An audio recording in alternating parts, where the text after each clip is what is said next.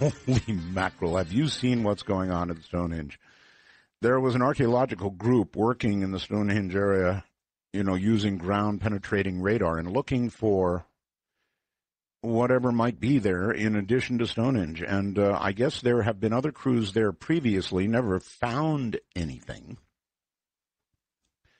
But this group goes, they're about ready to pack it in, and go home because they didn't find anything like the other groups. And then all of a sudden, they found this incredible array of rocks, just like the Stonehenge rocks, some up to, 10 feet high or higher? 100 of them or more, arranged in what appears to be a kind of a semicircle around Stonehenge. Now, this is really big stuff. If you want to see more about it, artbell.com. We've got the story up there. It is just today breaking. I just have one other quick note here at the beginning, and I want you to listen to this, and it doesn't sound overly strange. I get a lot of emails from people. This is from a French man from Quebec, and it's not really that strange, but it is. He said, Art, I had a strange encounter when I was about 21, back in 99. I was working at a gas station, finishing my shift, when a family of 4 with 2 children, boy and a girl, came in. First glance, they seemed normal, but the children had blonde, darn near white hair. While I was looking at them, they both turned in my direction at the same time and stared at me in a silent but very intense way for about 5 seconds, but it felt much longer. They had big blue eyes with large pupils, and I mean 1.5 to 2 times what we would consider normal. They had both the same height. Nobody in the store seemed to notice them after they left. The parents didn't look a bit like them, brown hair, normal eyes. Have you ever heard of any story like this? Sorry for the spelling, I speak French. David. And I don't know why that hit me. It just did. It's weird. And thank you, David. Maybe we'll get some feedback and proceed. Well, I'm not sure where we would proceed with something like that, but maybe that's what we'll do. All right, coming up in a moment, I know a lot of you have been awaiting David Paulides. He's here. David received his undergraduate and graduate degrees from the University of San Francisco and has a professional background that includes 20 years in law enforcement and senior executive positions in the technology sector. In 2010, it seems a ranger at a national park informed him of a series of unusual disappearances that occurred in national parks, right? And this started an investigation into people that have vanished in national parks and forests. The result was David has now written 5 books, all entitled Missing 411. Western U.S., Eastern U.S., North America, and beyond. The Devil's in the Details would be his latest, released August 30th, Missing 411, a sobering coincidence. So when we come back, David Paulides, and we'll get into all of this and so much more. A man that I should have talked to a long time ago, but I was sort of retired at the time. David Paulides, welcome to the program. Pleasure to be here, Art. Thanks. Good to have you. So, David, I know you've made the talk show rounds and rounds and rounds and rounds. I don't know how many you've done. A lot, I guess, right? It's been going on about 5 years, and I've talked to all your compatriots out there. I'm sure you have. I unfortunately have not caught you. I don't listen to other talk show hosts because I'm always scared that I'm going to pick up something from them and then subconsciously grab onto it and repeat it, and I don't want to do that. So I'm a neophyte in terms of, I have a general idea of what you talk about, but if somebody was brand new like me, how would you start with them? I would say that I was in a national park doing research on a peripheral topic one time. I was getting followed around the park by a couple of park rangers. I was interviewing contractors at the park about something else. At the end of the day, I left the park, A couple hours later, I get a knock on my door. It's one of those park rangers in plain clothes, and he says, "Dave, I know who you are. I know your background, and I have some information that somebody like you ought to get a hold of." So I invited him in, spoke to him for several hours, and he stated that during the last several rounds that he had been at different parks in his career, rangers had talked about disappearing people. And he said that at the front end, there's always 7 to 10 days where there's a lot of exposure, a lot of press, a lot of big search efforts. And at the end of that period of time, there's nothing. There's no follow-up. There's no other effort to find the person. In fact, there's nothing that they could find after that. And they themselves tried to find information about the people, and they were somehow restricted in getting much of the information they were looking for. And he said that the other part of it was that some of the locations that the people disappeared didn't make a lot of sense to him. And he said sometimes they'd disappear right in the middle of humanity in a park, and other times they'd disappear in the middle of nowhere, but there was no consistency that he could tell from it.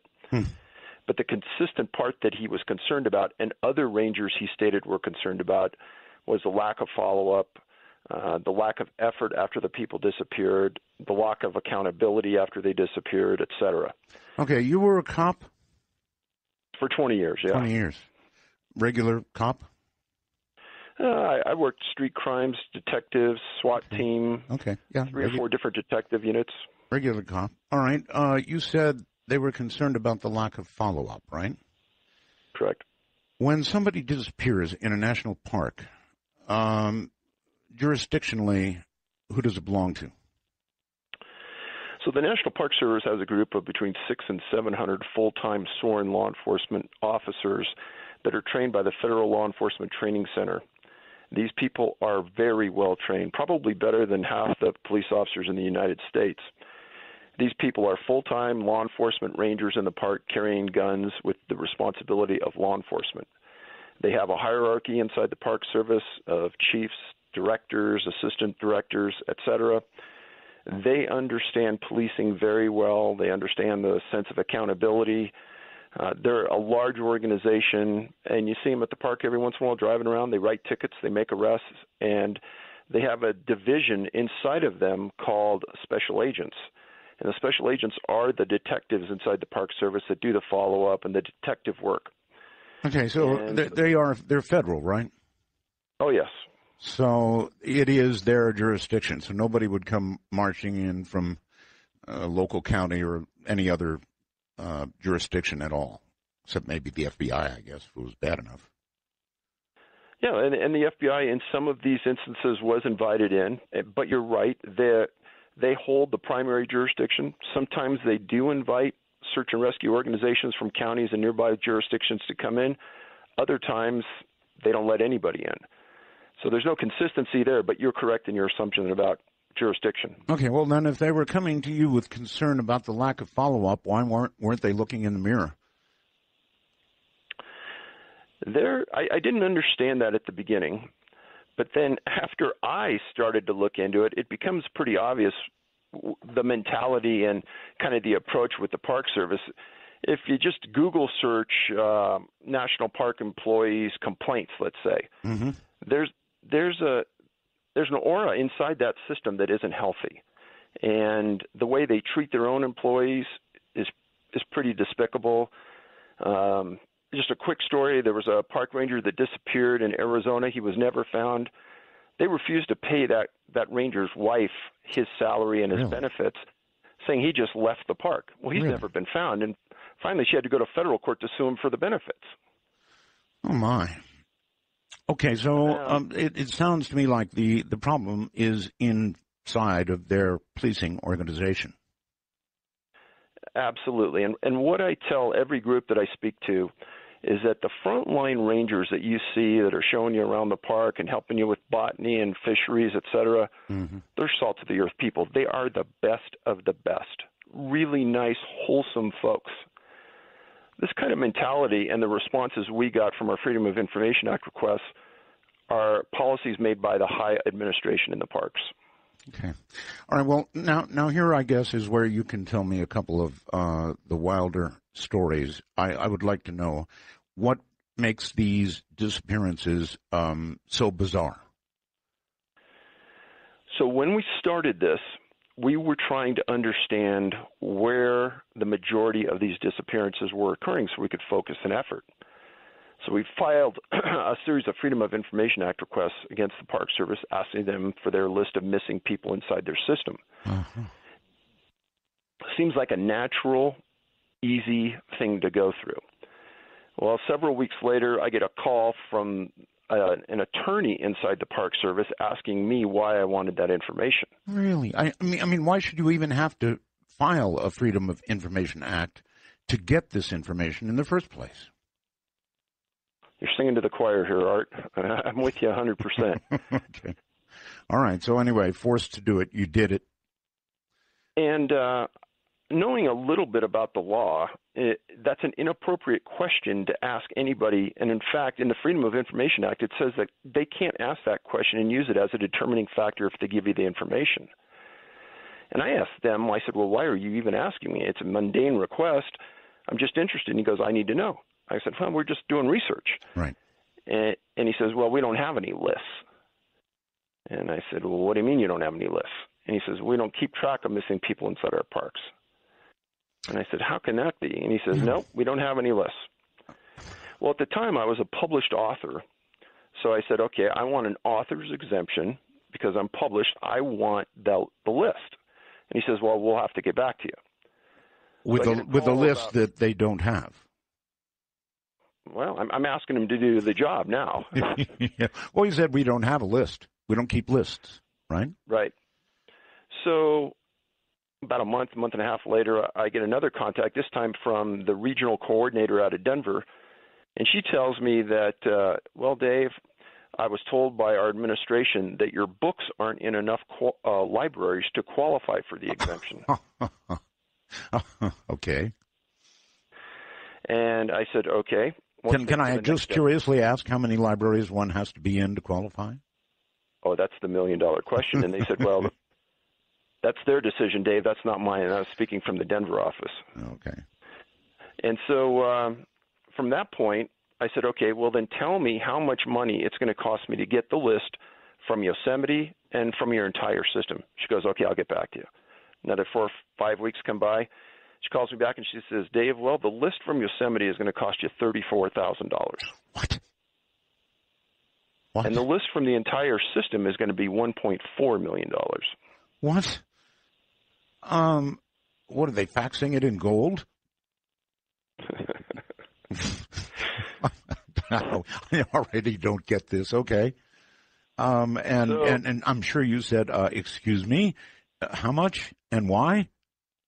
I didn't write a check, that's for sure. Good. But so that outlined to us some important points, and it was pretty obvious from the get-go that they didn't want that information getting out. Apparently not. And in talking to some of the best journalists I could find, everyone said, Dave, they're outright lying. There's no way they don't keep track of missing people in their system. And I tend to believe that because over the last 6 years now, people have sent me a series of lists that the Park Service keeps. One of them is a list of movies that have been filmed in the western U.S. national parks since the 1940s. Okay. So they find value in that, but they don't find value in knowing where missing people were located. I've got to back up and ask, I mean, it just blows my mind. How could the list cost that much? Surely you asked. Well, they told me that it would take a supervisor earning $65 an hour going to each one of these locations, or them contracting it out at these various locations, them going through their files and digging through their files, trying to find missing persons cases. Boy, that's just incredible, but okay. Okay, so did you finally secure a list or the list?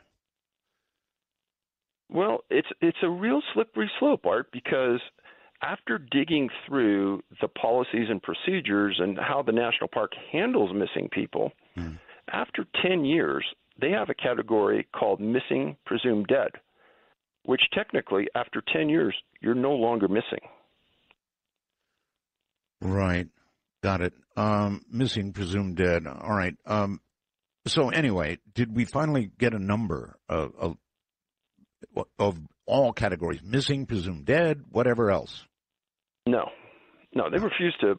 They refused to work it, and I decided, along with a series of other people, that what we would do is we would one by one do the best we could, going through archives and finding the number of missing people at the different locations, national parks, monuments, etc. Okay.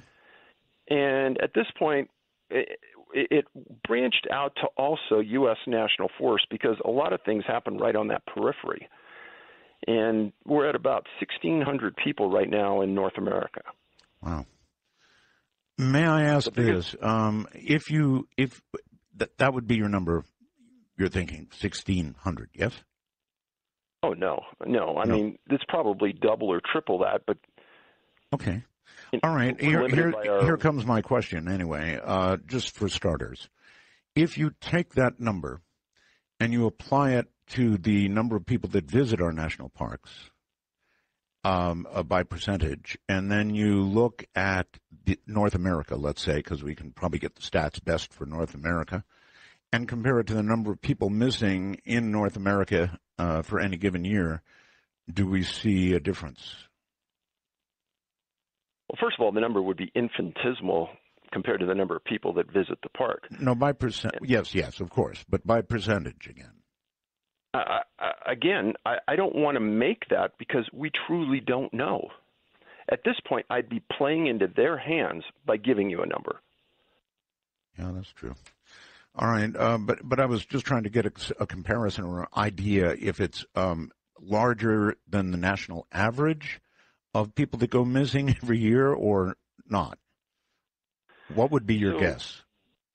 Oh, I'm sure it's way less because the numbers that you read about in the newspapers and the magazines and the FBI statistics are very skewed. It's true. If one runaway disappears from their house 6 times in a year, that's 6 different missing people that go into the statistics in NCIC. Okay, that's true.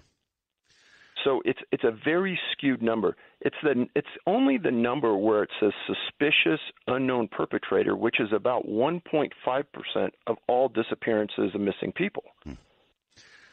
All right, let's move on then to what makes these disappearances so puzzling. So after reading thousands of reports and going over many, many articles and just grabbing anything we can, we started to find that certain things come out at you that are abnormal.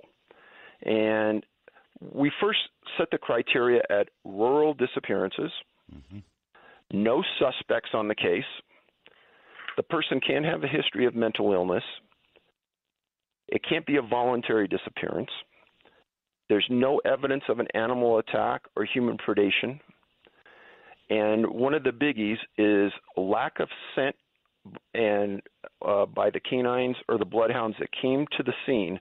They can't find a scent trail of the victim.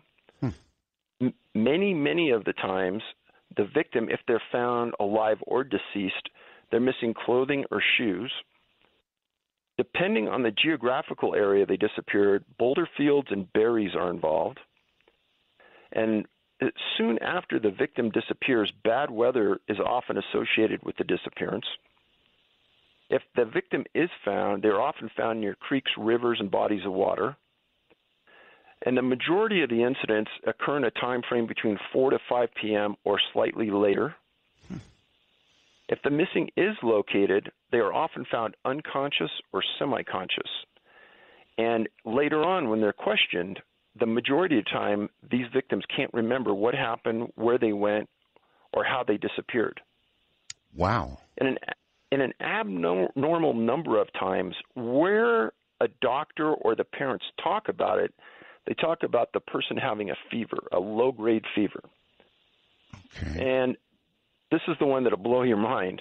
But the missing are most often found in an area that had been searched many times before, sometimes dozens of times. And bam, they're all of a sudden right there.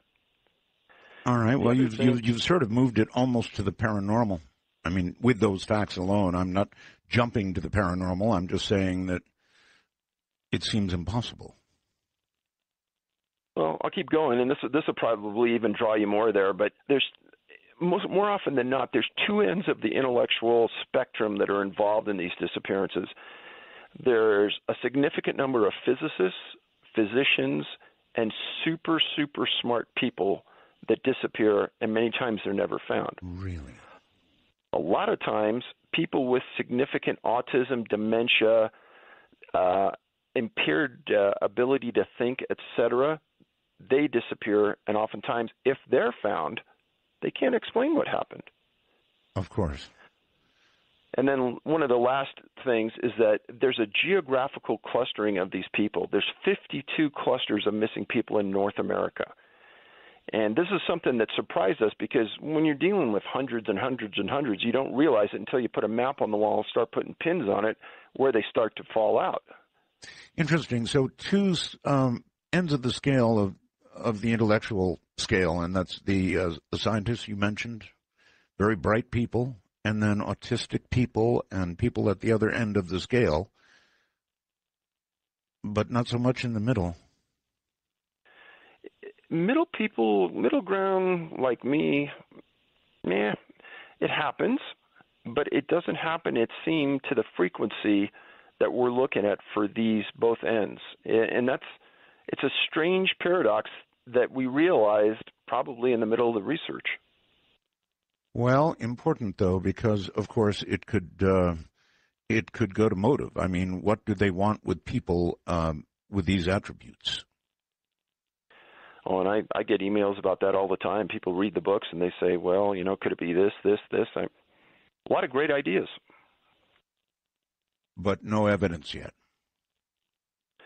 Well, when the people are found, whether they're deceased or alive, and they go through either an autopsy or they go through a doctor's examination, the other thing on this is that many times the medical examiner, if we find them, they can't determine the cause of death, which is pretty strange. It's very strange. It does occur. I mean, sometimes they are stumped and they don't know what kills somebody, but they do call it a natural death, don't we? David Paulides is my guest, and I must admit he's laid down a sobering list of things to shake your head at. All these people going missing in national parks, and not much follow-up within the national park organization with regard to what happened to them. All right, welcome back, David. I live here in the desert, and I mean serious desert, cactus and very serious. Temperature goes up typically to 110, 112 or higher during the summer. And inevitably, every summer, people with no prior history of mental illness simply decide to wander out into the desert where they inevitably die. So I guess it is reasonable to ask if something like that could be going on with respect to the national parks as well. If you decided to take your own life for whatever rational or irrational reason you might have, a national park would be a pretty place to do it. Yes? Sure, but if there's ever any inclination that person had a mental illness or was about to commit suicide, it wouldn't be one of the cases that we considered or wrote about.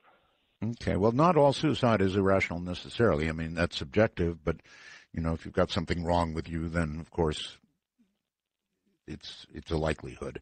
Another thing that occurred to me that I want to ask you about is the possibility, and I haven't actually heard the details of any of these cases yet, and I want to do that, but does any of this lead you to the conclusion that we could be dealing with a serial killer or even a series of serial killers? So if I could just back up a little bit, when you talk about people who want to commit suicide, there's large numbers in the books that I write about that are very young children. And so that issue of suicide or voluntary disappearance is kind of washed away. And if you remember that if you just stick to those profile points I gave you, no scent, They bring in professional trackers. There's no track that they can find. The people don't call for help. It's like they have vanished completely. There is no track to follow. There is no scent. Sometimes the canines will walk in a circle and lay down. Sometimes they look at the trail and they just don't want anything to do with it. No, David, I'm with you. I mean, everything you've laid down leads me toward the paranormal. I'm trying to sort of back up and see if there's any other thing that might make sense. A serial killer, of course, doesn't make sense. And there would be sense, and there would be tracks, and there would be a lot of things. So, I'm with you. I'm just reaching. And that's logic. And when I tell a group of people, this is where everybody goes in that comfort place in your mind trying to rationalize this away. And the first thing is, well, could it be a serial killer on the trail? Well, I live in Colorado, and my guess is probably 80% of the people on the trail carry a gun. So I've never heard of somebody trying to abduct somebody on the trail because there'd be a firefight and there'd be dead people laying there. Very good point. Very good point. And the other thing is that what do you do with somebody who's 5'10", weighs 200 pounds? You're not going to carry him very far on a trail. No, you're not. Maybe you bury them. I don't know. You set up a series of things that, again, leads right back to the paranormal because it's all so impossible. Can you give me a couple of specifics? You've documented these cases, so if you reach back for one of them or the most puzzling cases you can find, give me a couple of them. Well, let's start with some this summer that happened that are right on key. Talk about Grand Canyon National Park, and there was a group of people going down the river with a tour company floating down the Colorado. Right. They're about 4 or 5 days in, and they always stop at this one place that has a small creek that flows into the Colorado. They let everybody get out. They walk up this creek, not very far, a couple hundred yards, and there's a waterfall that goes into this deep pond. People jump off the rock into the little water pool, and then they all walk back after a couple hours to the boats, and they go further down the river. Well, Morgan Heimer was one of the tour guides, and he was in his first year from the University of Wyoming, 22 years old. A stellar kid. June 2nd, 2015, the group stops 4 or 5 days in, far outside the normal bounds of the park. I mean, they were really deep in there. And the group gets out, and they walk up to this pool. They have fun. And Morgan is the last person in line as they're walking back. He's wearing his life preserver. He's carrying a water bottle. And the creek is so small that people said you could wade across it without it coming up to your waist. Make a long story short, everyone gets back. Morgan doesn't come back. Someone from that company called me and told me the details that I'm telling you now, that a lot of it didn't become public. But they said that they were absolutely baffled what happened to him because it makes no sense that he could go anywhere. Canyon walls were steep. They got out their satellite phone. They called for help. That night late, the National Park Service shows up. They search for a few days. They don't find anything. He's never been found. Now, Roger Marsh from MUFON read a couple of my books, and he wrote an article for the Huffington Post called "Don't Be Last in Line," because many of the stories in my books involve people that are last in line or first in line on a hike and get out of sight momentarily and disappear and are gone. Okay. If you're a serial killer, that's how you're going to pick somebody off. You're going to wait for the last guy in line. Now, again, I know you're going to recite everything you've recited, and I'm going to agree with you. But indeed, that's what you would do. You wouldn't pick somebody in the middle, then you got a fight on your hands, right? Well, and I can only go case by case with you, but in this instance, they are so many miles from anybody. Nobody is even in the area, and there's no way to walk into that area without walking in for days to get to the specific location. Was Morgan ever found? No. No bones? Nothing that could yield up the DNA and says that, that says this is Morgenheimer? Nothing has ever come up. I'm sure that they went to his parents and got some DNA material to put in a database, but at this point, happened June 2nd, 2015, gone. That's weird.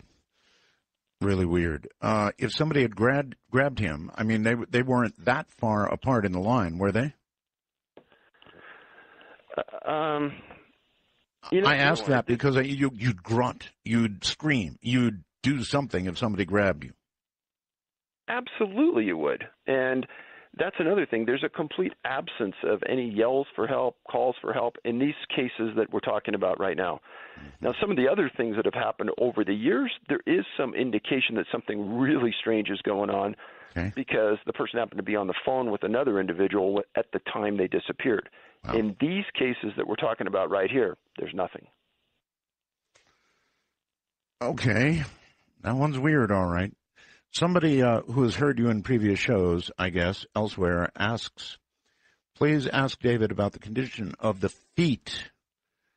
What condition the feet are in when these people are found. They are often found without their shoes, though miles and miles away from the last known position over very rough terrain.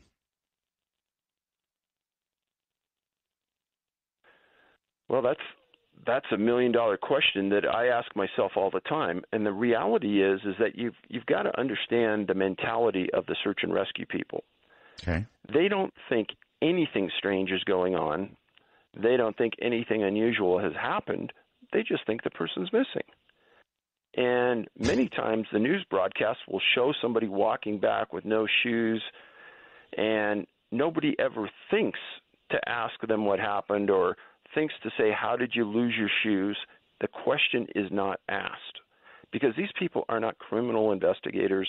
They're not thinking along the lines that you and I are right now. And I don't blame them for that because search and rescue people, 95% of them are volunteers. They could be engineers, they could be human resource people, they could be anything. But they're just there looking for people. And they're just so happy that they found them. That's the end of the game. In a national park, assuming you got separated and or lost, the last thing you would take off would be your shoes, because obviously you're stepping on all kinds of things that can harm you. So that doesn't make any sense at all. Okay. A jump ahead question. Since all this publicity, you've had book after book, and I wonder how the National Park Service has reacted to the publicity you've generated. I can tell you that we're in the middle right now of making a film about a number of these disappearances. And we met a family at Mesa Verde National Park, and they told us a story about their dad who disappeared. And while we were in the park, we were with the victim's family. And they wanted us to interview the chief park ranger and the superintendent about the disappearance. Right. And these people went to the front desk, and those two individuals would not even come to the front desk and talk to those people. They had an assistant come up and said, well, they're unavailable. And they said, well, when can we talk to them? Well, they're not available right now. And that type of mentality towards a victim's family when they lost their dad in that park was absolutely unbelievable. Well, was it your name that got the inattention? We hadn't even been in there. We were standing outside, and they walked in. All right, then let me circle back to the question. Since you've written these books, with respect to you, how has the National Park Service been treating you? They can't be happy. Well, no. I mean, we continue to file Freedom of Information Act requests for reports on missing people inside their park. Right. They classified me last year as what's called a commercial requester. I've never heard that before. And because of that, they quadrupled the fees that they would charge the normal public for anything I wanted. As an example, there was an incident where a park ranger disappeared in Rocky Mountain National Park, disappeared for 10 days. He was found dead. I made a request for that report. They said it was going to cost me $7,500. Whatever happened to law enforcement cooperation? Oh, that's a really good question. We were actually at Rocky Mountain National Park on a peripheral issue, and I'm in this little satellite office on the way up to one of the mountain climbing sites, and I see a table with 4 individuals, older guys, sitting around talking, and they talk like they were cops, but they were all in plain clothes. And I told my friend I was with, I said, hey, we're waiting right here. I'm not going anywhere. I got to talk to one of these guys. Mm-hmm. One of them walks out. I meet him in the parking lot. I introduce myself. He goes, oh, my name is so-and-so. I'm a retired special agent from the Park Service. I'm thinking, oh, I hit the glory hole right here. We ended up talking for a couple hours in the parking lot, and I explained all the issues I'd had with the Park Service and how they had obstructed, delayed, done everything they could. Mm-hmm. And I said, how do you account for that? And he said, Dave, it's very easy. He says, a complete lack of integrity. And he went in and he told me a story about an investigation he was doing into a park superintendent about high criminal felony case, and he got a call from Washington, just said, just drop it, leave it alone, walk away. And he goes, Dave, that's the way the Park Service works. And the answer to the question why is it's corrupt. He didn't really go into that. He just explained it in very simple terms that don't be offended because it's probably not you per se, but it's just the way they do business. And he said, you're never probably going to get that information out of them regarding missing people because they don't want you to have it. All right. How weird does it really get? I mean, go ahead and hit me with a couple of other cases. You would think that with some of the weirdness you're describing, it would have caused other investigators, paranormal type people at this point, to jump in and begin investigating and looking for signs of Bigfoot or some Wolfman or God knows what. So proceed. I'm told you have a lot of cases, and I'm interested in how weird they really are. So why haven't other people looked at this? Something called plausible deniability, meaning in our world, we've been told it's normal for people to go down a trail and disappear and never be found. Really? Well, and that's kind of the way it goes because you only hear about these people for a couple days, a couple of reports. Once they're missing and they're never found, you never hear about it. Well, maybe it's normal on TV. You know, the last guy in the line disappears, just gets snatched away. It doesn't happen that way in real life, only you're saying it does. So talk about another case this year. June 9th, 2015, okay. Chiricahua National Monument, jurisdiction of the National Park Service, a 44-year-old woman with the mental capacity of a 5-year-old is with her dad, who's a physician, and her mom. They're in the motorhome of their dad. They stop at the monument, and the girl gets out with her mom, and they go to the restroom. The mom goes to the restroom, and so does the girl. The girl leaves early to go back to the motorhome. The dad's waiting there, not far away. She never comes back. Mom comes back. They said, well, let's look around. They look around. They can't find her. They call for a National Park Ranger, and a search starts. Sure. Now, what's interesting about, first of all, her name was Janet Castrojan. She's never been found. That was this year, June 9th. What's interesting about this is the same location. On January 13th, 1980, the only National Park Ranger to ever disappear on duty and never be found, Paul Fugate, disappeared. Really? Okay, so she's mentally impaired, you've already said. One would imagine she could have wandered away. One would not imagine she'd get very far, and that if something awful happened, if she fell or whatever, obviously she would be found. Absolutely. They bring in a series of canines and bloodhounds from different search and rescue organizations, and they all say, we can't find a scent trail. And the dogs had something to start with some article of clothing or something that they could, grab the scent from and then go look? Absolutely. That is really, really weird. And the park ranger, what about him? He's presumably something of a survivalist himself, or have some of those skills, yes? I wouldn't call him a survivalist at all. In fact, he was probably more the urban park ranger. Really? Yeah, he everything I read about him in the file. Now I did get a file on him. It was about 8 inches thick, and they did a huge investigation on him. And there were allegations at the beginning that it was a voluntary disappearance, and that, like I said, this is the case where they refused to give his widow any benefits at all. She had to get an attorney and sue him in federal court, and finally to make him pay. It was unbelievable when you read the story. But no, he's never been found. Not anything at all? Not an article of clothing? Not bones? Not anything? Nothing. I don't see how that can be. Well, he walked off on a trail, was supposedly going to go check on something. Mm-hmm. Reports said that it was late in the afternoon. People saw him leave. He left. They went and searched the area later. They found nothing. Yeah, that is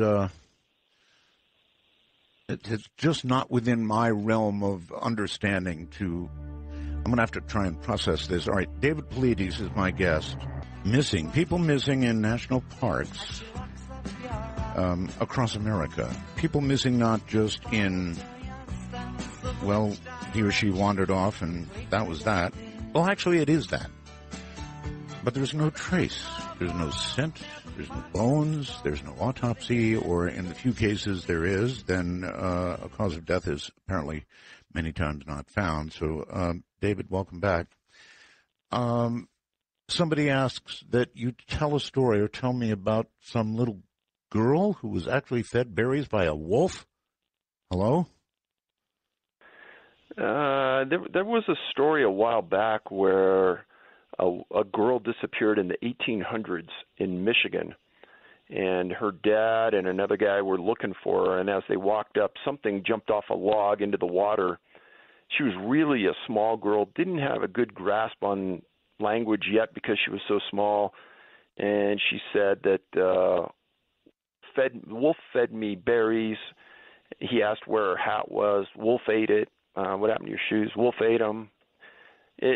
It was one of those stories that was fascinating, but you can't take it literally because of the limited language ability of a small child. Mm-hmm. So you don't really know what she might have been explaining. Okay, well that's weird enough. I take it she's still alive and well somewhere. I think she's passed on. It was in the 1800s. Oh, I'm sorry, 1800s. I didn't hear that part. Okay. So how many cases? I mean, we've got the 44-year-old woman, we've got the park ranger, we've got how many other people in similar circumstances that just flat disappear? I mean, without a trace. July 10th of this year in Lemhi County, Idaho. Lemhi County is about 100 miles due west of Yellowstone National Park. Right. And about 100 miles, maybe 125 miles north of Twin Falls. It's in a very, very rural area. A dad, a mom, a 2-year-old boy, grandma and grandpa, and another guy all go camping together into this remote area. They drive a dirt road, horrible road, for miles and miles to get into this lake area. Okay. And this lake sits in a giant bowl. Nobody's back there. It's really, really rural. Well, his name is Dior Kuntz Jr., 2 years old. His dad and his mom tell Grandma and Grandpa they're going to go take a walk. Grandma and Grandpa maybe didn't hear it or something, but there's 15, 20 minutes where nobody is watching this kid. And he disappears. And the mom and dad, Grandma and Grandpa, everyone searches for him, can't find him. Now, they get a hold of Lemhi County Sheriffs. They search. They bring extra resources in. They search. canine search, no scent trail. There's a really small creek. They go up and down that 10 times. They search the lake, nothing. Make a very long story short, they ended up calling in the FBI, and they helped in the search. Now, one thing I talk about is that in some of these cases, the FBI shows up, and it's bizarre because there's no evidence of a crime. The FBI has protocol that on very small children with unusual disappearances, they will respond. FBI was there on this one. Now, I've told this story before, and I'll say it again. Back in the late 1950s, early 1960s, there was a boy named David Scott, 2 years old. And he and his family took a vacation in Mono County on the east side of the Sierras. And they went into an area almost identical to where Diero Kuntz and his family went to, except this was a little more people. There was a road going in. There was a couple of lakes. The family's inside their trailer. They see David. He's 2. He's very small. And they come back out a minute later. He's gone. And again, this valley is really steep hills all the way around. It's not that far from Sequoia and Yosemite. It's all granite. It's rough. There's no way anyone's getting out of this little valley. That's the thought of law enforcement. Okay. Well, they call in the mountain rescue teams for the Marines and the Army, where they do training over on that end. And these guys start looking everywhere. And they cleared the valley. They were searching cars leaving Mono County in the trunks, everything. Eventually, a sergeant and another guy start going up the side of one of these mountains on a series of switchbacks. And they go up the side of this mountain 3,000 feet. And they get to the top of the mountain. They go, hey, we're this far. We might as well keep walking. They go down a small valley. They go up the other side of another mountain. And behind a giant boulder, there is David Scott, laying almost naked, no shoes, no shirt, no pants, a diaper. That's it. Wow. And I can guarantee, Art, if anyone who's had kids, that kid did not get there on his own. Of course not. Not that far. There's no way. And marks on his body? Well, that's what they asked the Marine that found him, and he said, I'm not an expert on that, and I don't want to comment. And I did a huge archive search on this. The Sheriff's Department doesn't have the report anymore, and in the archives there was never anything on the cause of death or anything about David and the disappearance other than the facts I just gave you. Wow. Now, I do tell people that the trail up the side of that mountain from where he was camping, there was nothing on the side of that mountain. It was a granite wall with a trail of switchbacks. So if he was standing on that mountain, anybody could see him walking the switchbacks going up, and he could look right down and see his parents. So it doesn't make sense. No, it sure doesn't. Boy, and it brings you right back to the impossible brings you to the paranormal, or at least it eventually gets you there. And I'm not trying to jump there, but you're not giving me much choice.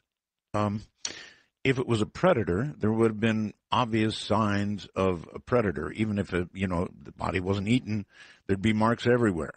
It would be, little boy would have been a mess. These are recent. Here, let me try this. You've given me a lot of recent cases. Is there a cluster date-wise or year-wise as you look back? I mean, when you're trying to put together a puzzle like this, that's part of it, right? When did these things happen? Was there a cluster? So in my books, I explain this because at the back of every other book, there's a complete list of all the missing from that book, the dates they went missing, the locations, states, etc. Right. There's one thing about these disappearances is that if there were 5 of them in one summer in one location, everyone would jump all over it. But there's a distinct lack of consecutive disappearances in one location. I call it the hopscotch effect. It may happen in Yosemite now, and then it happens in Crater Lake National Park in a month, and then it may happen in Great Smoky Mountains National Park in another month. But having a series in a row in one location does not happen. Okay, numbers-wise, if you look at the amount of the number of years that you've researched thus far, is there any way at all to say, you know what, in 1999 or 2000, we had a real peak of this, or in 2015, we're having a real peak of this, or are those records just not available? Probably the one location that sticks out more than anything else is from the late 1920s to the late 1940s. More young children in that age bracket between 2 and 8 disappeared in Pennsylvania than in any other time or any other location I've ever seen. Wow. And do you attach any meaning to that? So one thing I like to do is I like to be a fact-oriented guy. Mm-hmm. And let the facts take you where you want to go. But I won't go out on that limb because I got to admit, I'm not an expert in all these different areas. And when I go out, and next week I'm going to go meet a family of one of these missing people, a recent one, I don't want them reading about me saying I am claiming some far out crypto subject did this, because my credibility in front of that family is going to be trashed, and they won't want to talk to me. I want them to use the knowledge I have and use it to their benefit, but I don't want that compromised on a topic they know little or nothing about. Fair enough. But when you lay these cases out again and again and again and again with these facts that seem so impossible, for the rest of us not to jump to these conclusions is rather difficult, because you just make it impossible. I mean, somebody just cannot disappear without a body being found, without a scent being around, just gone. You might as well have called it, I don't know, not a trace, 411, or anything else. Is just that's because that's what it is, not a trace of these people. They just are as though they disappeared, or they were, heaven help us from saying it, taken up like a cow by a UFO. I don't know. This is yeah, go ahead. One thing I don't do is I don't minimize anything anyone says. And I have learned so much in 6 years from people talking to me and telling me their own thoughts and opinions about what's going on. I mean, I've had 8 or 9, maybe 10 thesis-length explanations from people who are 100% positive that they know what's going on here. Now, obviously, none of them are right, but the truth of the matter is that I've learned a lot from this, because there's parts of all of their thoughts that do make sense. But then there's other parts that are completely impossible. And when I wrote the first book, Eastern and Western U.S. came out almost simultaneously. Mm-hmm. You know, there was a certain level of evidence that you could look at. And as you keep going forward, you start to realize, well, what may have been applicable in the first book sure isn't applicable now, because this tire that we're working at, there's like 3 spokes in that tire right now. And I'm guessing in 4 or 5 years, there's going to be more spokes in that tire that are going to cause much more of a conundrum in my thinking about what's really going on versus what I may have thought at that first book. Well, here's what I see. As you write book after book after book about national parks, the National Park Service is going to get less and less pleased with you, because, of course, they depend on visitors for income, for their jobs. And when you hear these kinds of stories, it doesn't exactly make you want to strap on a pack and head into the woods. As I've stated in every interview I've ever done, and I'll be glad to say it here, is I encourage everybody to go to the national park. And I say, don't ever walk alone on a trail. Personally, I always carry a gun when I'm in a national park. I always carry a personal transponder device. And in all the research, in all the cases I've ever read, Art, I've never found a case where somebody disappeared carrying a gun and a personal transponder device. Good advice. And carrying a gun in a national park is perfectly legal, yes? As long as you have a carry concealed weapons license that's applicable to the state that the national park's in, you can carry it in the park. Okay. Um, all right. I don't know what to say. Hit me with a couple of more cases. You've certainly given me very recent ones, and so I guess this is how else do you say it? It's ongoing. It's still going on now, right? And that's what I want people to understand. I mean, when you read the books, these are historical lessons. I mean, I have cases going back to 1752 that match this profile. So it's happened a long time ago. It's still happening today. And always get asked. They say, "Well, Dave, is it happening Is it more common today than it was Right. 3 years ago?" Right. And the best I can tell, it is. And I don't think it's because the awareness of everyone is there. I don't think that the news are reporting it any better. I honestly think there are more cases today that fit this profile. And it's disconcerting to say the least. I wonder if it is a worldwide phenomena. Absolutely. Oh, and you say that because I've got cases in 9 countries. probably not the time or funds or ability to go and investigate each one, but 9 countries, huh? Yes, sir. Okay. This is going to really come out of left field, and maybe you've never heard of it, David, but I got a really weird email not very long ago from somebody who said that they're beginning to encounter, this is going to sound funny, staircases in the middle of national parks. Staircases. Now, why would a staircase be in a national park? I don't know, up against the side of a hill or whatever. And I read that on the air, not knowing what it meant or why the person sent it to me other than they saw staircases. And then I got an email from somebody who had a photograph of staircases going down the highway on a flatbed. Now, it was said that the National Park Rangers were told about these staircases, and where they exist, we're told not to touch them, not to pay attention to them. I have no idea what that means. I don't know whether you've ever heard of that before. Have you? So somebody sent me a link to where this was originally posted, and I heard both sides of this. I heard some of people saying it was a hoax. I heard some people saying it was true. So I really don't know what to believe about it. Okay.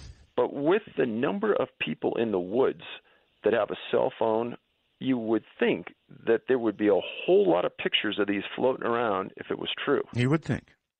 You certainly would think so. I agree with you. Hold on. We're at another break. David, let me ask you a couple of things they're asking me. Josh says, ask him about the case of Dennis Martin in the Smoky Mountains and what he was told by Dennis's father about the FBI agent on the case. That resonate? Oh, yeah. This is a lengthy story. We have time. Hadn't planned on talking about it, but I'll be glad to. Okay. Dennis was a 6-year-old boy, and he and his dad, his grandpa, and his brother went up to a location in Great Smoky Mountains National Park called Spence Field. It was Father's Day in the early 60s, and they were camping out, and during the day, the kids and the grandpa and the dad were playing and having fun. They were sitting at a corner of the park up near the edge of the forest in this big field, and they were running around, and this other family comes up to him and asks Mr. Martin if the kids could play together. Sure. And he said, absolutely, this is great. And the other man leans down and introduces himself, and his last name was Martin as well, which is quite a coincidence. It is. And the kids start playing together, and they decide they're going to play hide and seek. And, one guy's looking, and all the kids run off and hide. And Mr. Martin said that he watched his son Dennis go behind a tree right at the edge of the meadow. And after everybody said come out, Dennis didn't come out. And Mr. Martin said he got up, never took his eyes off the tree, walked towards it. His son wasn't there. Well, right next to this tree was the Appalachian Trail. He said that he ran nonstop for 2 miles down that trail and never found his son, came back, told his dad to go down the hill, get park rangers, and that started one of the biggest searches in that part of the country ever. And it also, that afternoon, it started to rain, and it rained there nonstop for a week and a half. So during the search efforts, the FBI sent an agent to the park to quote-unquote monitor the case. Mm-hmm. And he teamed up with another park ranger that monitored the case. Now, at that time, after a couple days, the Green Berets show up via helicopter into the park. They land, they get out, and they set up a base with their own communications. The park rangers come over and say, hey, we could team up together, we could work since we know the park, blah, blah, blah. They said, nope, we work alone.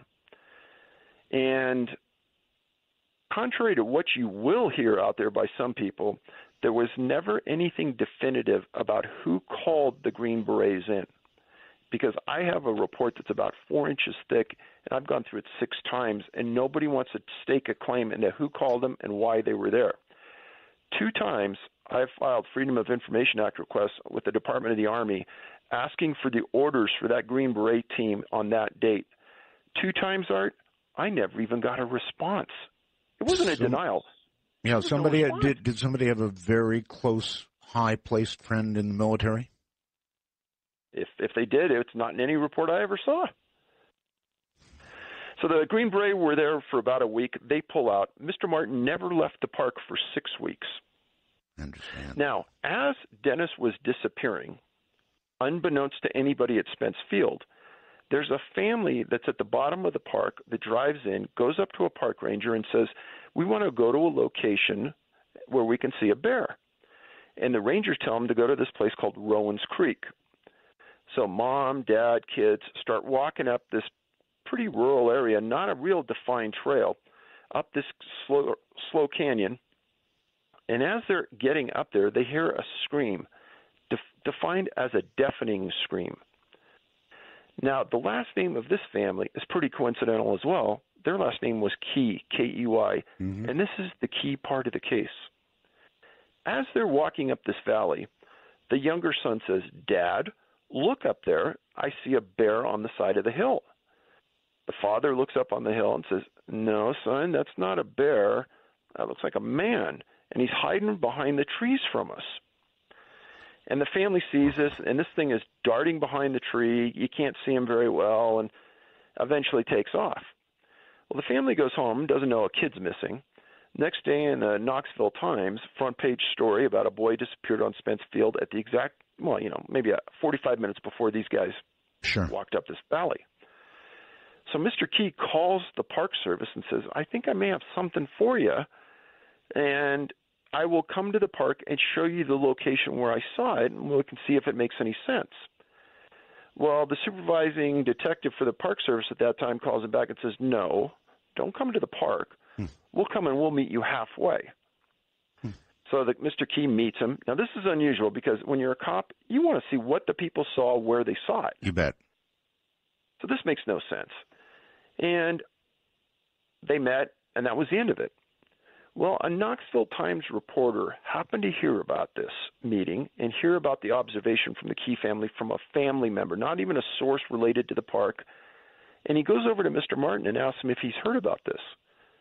Mr. Martin goes, no one's ever told me about this. He goes over to the search and rescue people and goes, do you know about this? And they go, yeah.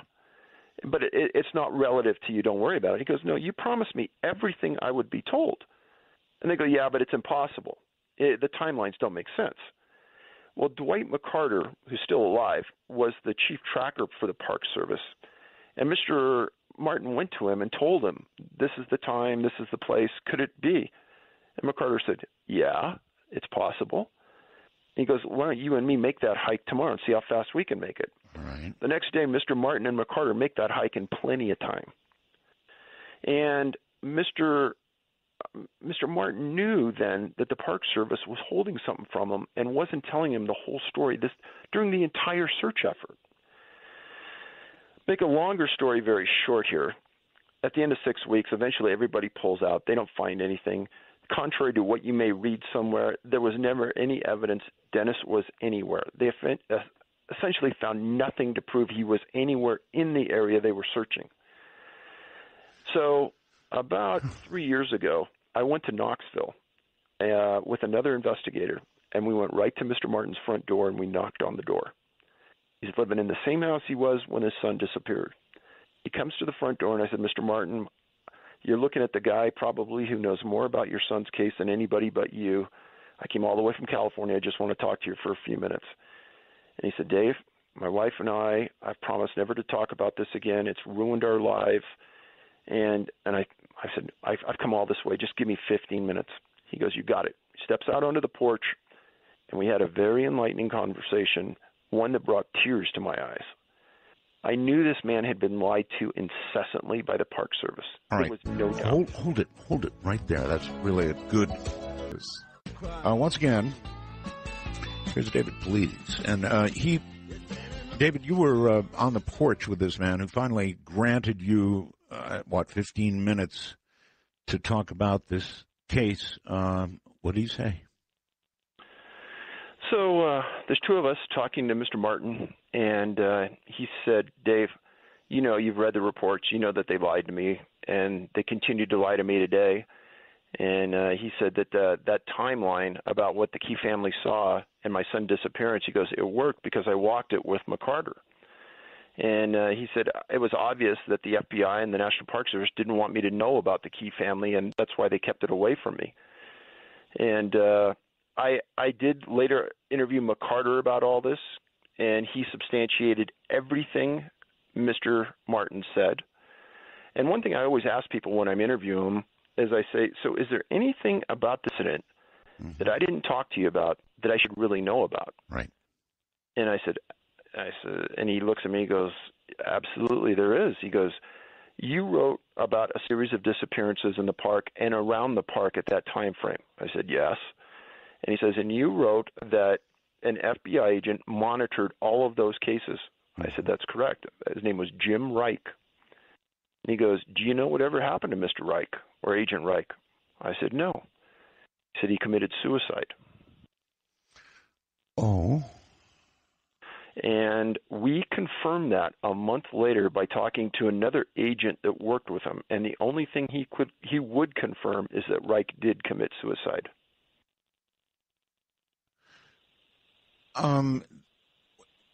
Tell me about the lies. I mean, yes, there were lies told. What were they?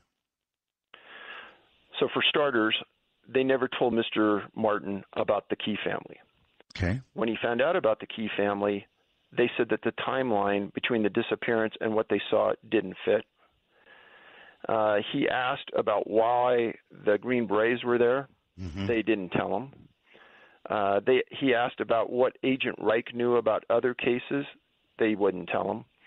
He asked him if there was any evidence that his son was abducted. They said no. Well, when he finally got a chance to meet the Key family and ask him about what they saw, the family said, well, we saw this look like a person up on the side of that mountain, dodging between trees, and it had something on its shoulder. Oh, my God. You're describing every parent's absolute nightmare. I want you to think about this. Yeah. Mr. Martin is in a position where he has to trust the one organization that's going to help him and bring his son back. Of course. Can you imagine living with this for a lifetime and knowing that they've lied to you, they've hidden the truth, and they won't help you? And there's no explanation for the suicide at all, other than what we can imagine from knowing about the case. That's all I know.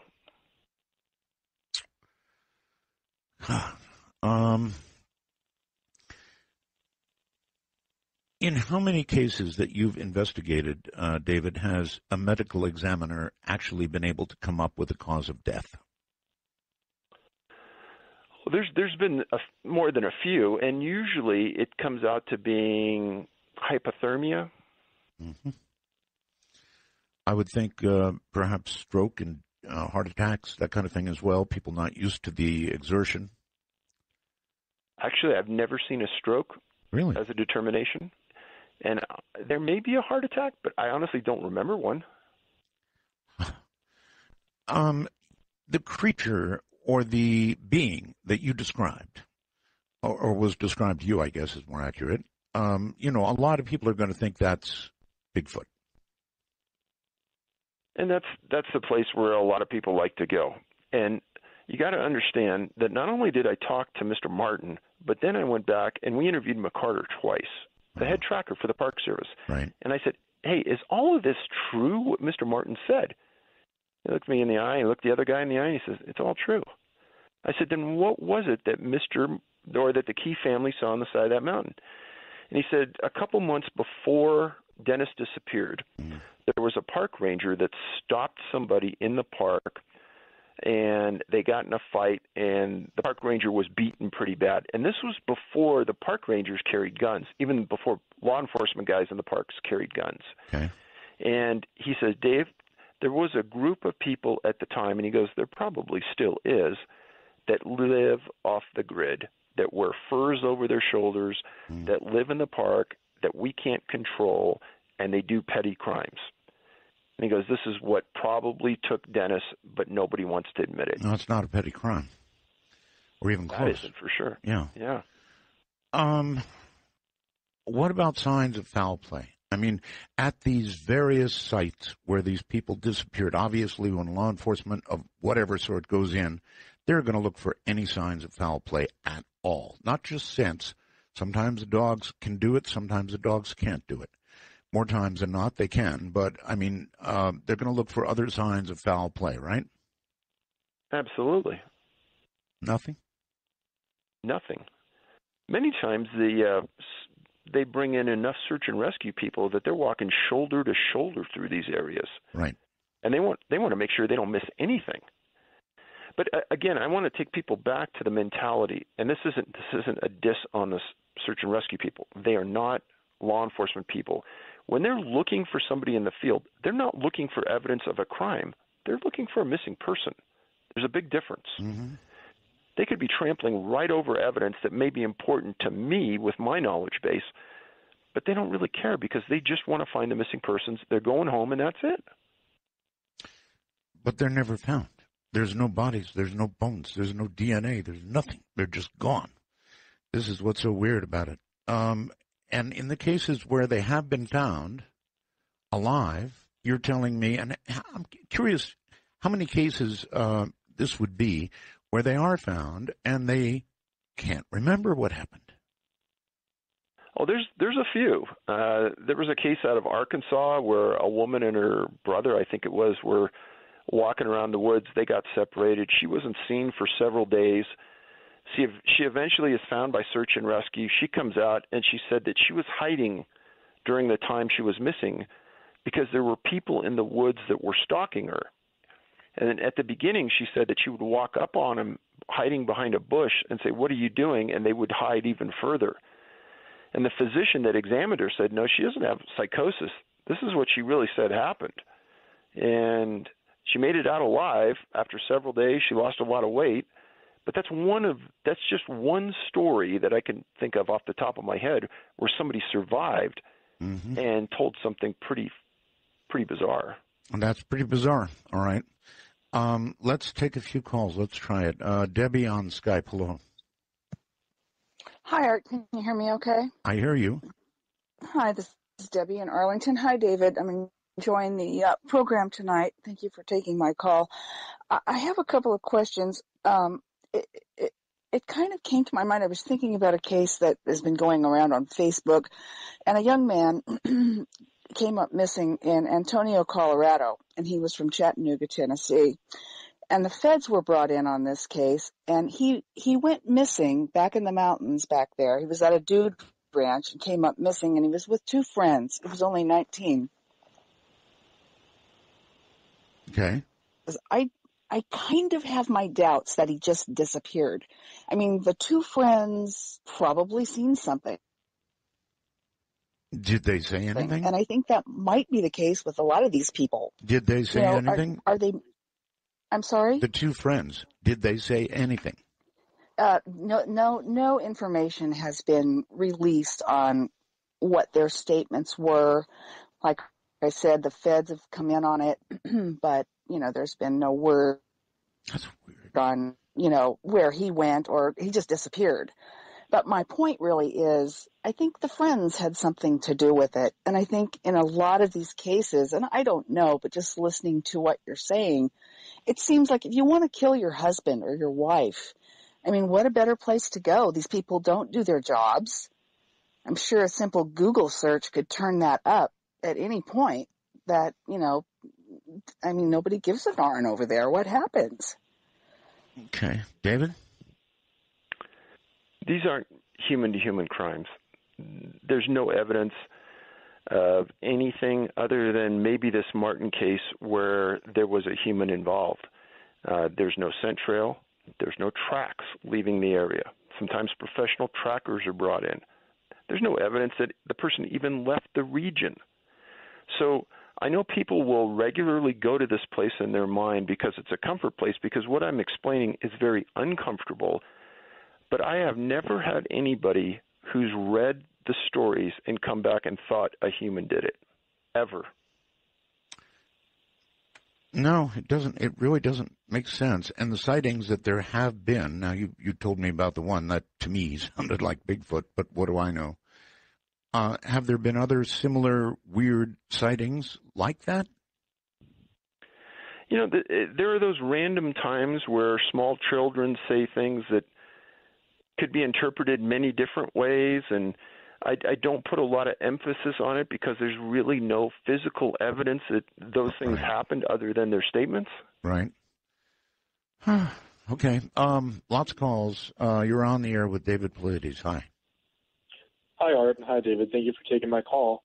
I'm one of the people who read stories about the stairs and the forest, but I guess my question involves different stories. It seems like there are a lot of kids who go missing, but then are sometimes found a couple days later that recall stories about either fuzzy men or people with disfigured faces.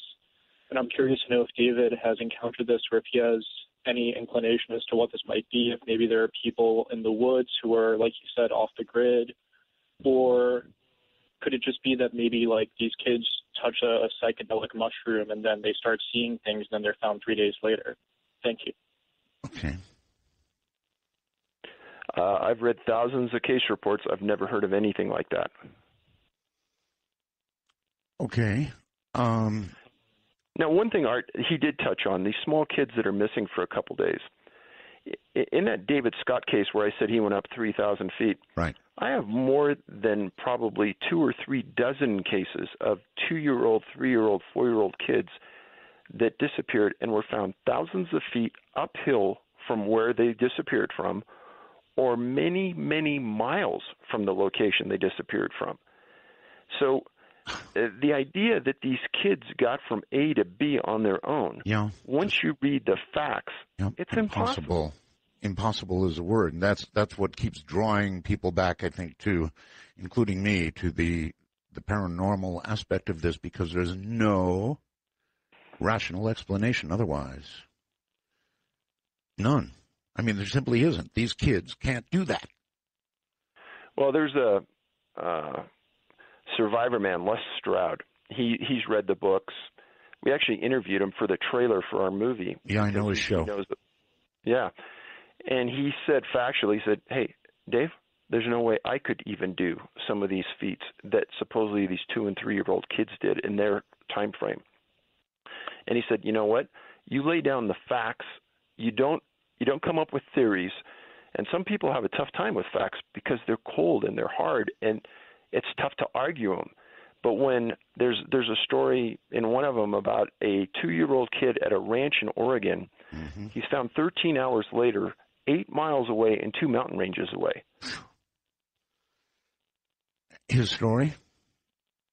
True story. Was he found alive or dead?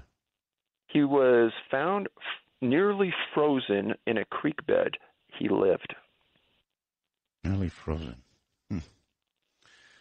So many stories. Here's one. I generally don't read emails, but Art, about a year ago, a 10-year-old autistic boy went missing from the family camp in a park, either in Oregon or Washington.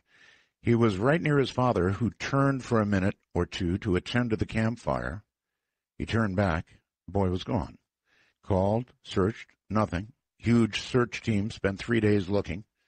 all yelling his name and worried as the nights were very cold. He was not wearing a jacket.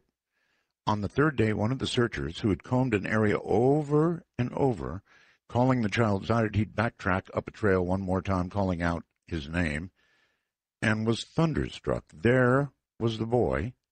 He seemed to come from nowhere, standing on the side of the trail. He called to him, but he never came. Walked up to him, picked him up, walked down the trail to the search center. I saw the boy on TV, and he was in remarkable condition. He was on a gurney and smiling just as big as he could be, waving to everybody, enjoying the attention, happy to see everybody, wasn't injured, not suffering, for all 3 days in the forest. Never any follow-up. It was astounding. Sounds like one of your stories, except it turned out well. Exactly. It's pretty weird. Pretty weird stuff. Nathan, you're on the air with David. Hi. Nathan on Skype. Going once, going twice, gone. Michael on Skype. We'll give you a try. Roswell, sir. It's Michael from Virginia. Hi there. David, you mentioned earlier in the show the difficulty you've had dealing with the U.S. Park Service and FOIA request. Have you contacted either your congressman or the Department of Interior's Inspector General for help in getting your FOIA request approved? Mm-hmm. Also, David, what's your personal theory for these disappearances? Thanks, Art, and hello to Belgab. Okay, I don't think we're going to get a personal theory. We can try. What about the FOIA thing? So the Inspector General, to the best of my knowledge, plays no role in appealing or approving this. There's an appeal process, and I've got overturned. I mean, it's been upheld twice that I didn't get the report.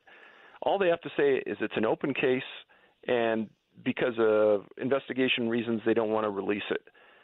And these are just straight missing persons cases, whereas another national park would give me the exact same circumstances and give me the case on a missing person. Yosemite will never give up a case on anything. And so there's no consistency at all in the Park Service. All right. Might as well give it a try. I mean, surely, as you have investigated these cases tons more than we've discussed tonight, thus far, you must have some personal hunch, is the right word. But I guess you probably don't want to take a shot, do you?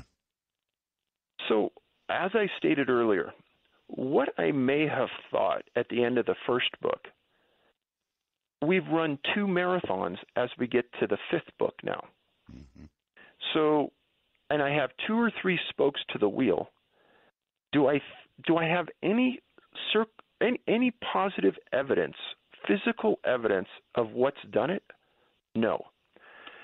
Now, ladies and gentlemen, there's a group of people that are sitting on the periphery that are just waiting for me to say something so that they could pounce on and destroy the reputation of my organization. Sure. I've stated nothing but facts in 5 books.